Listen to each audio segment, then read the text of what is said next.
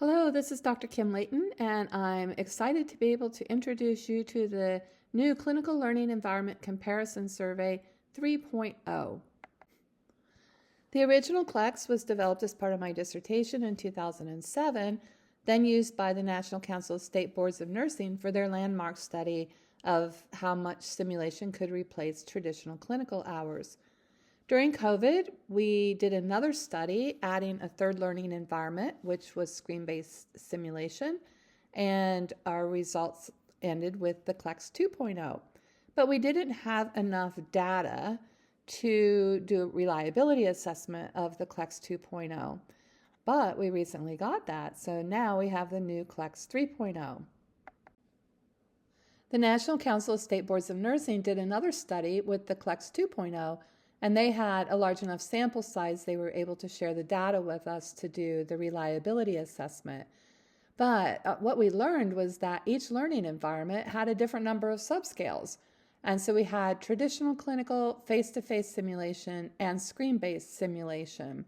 And after a lot of discussion, we aligned ourselves with the results of the face-to-face simulation, which had 2 subscales.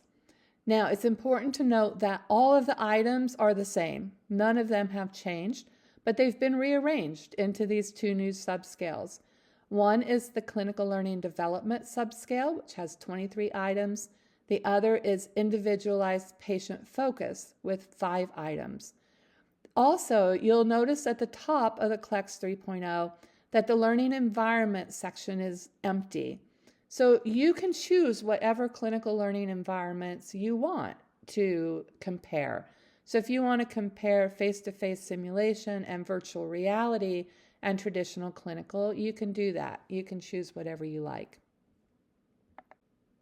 You can find the CLECS 3.0 on the healthysimulation.com website with our other evaluation instruments for simulation.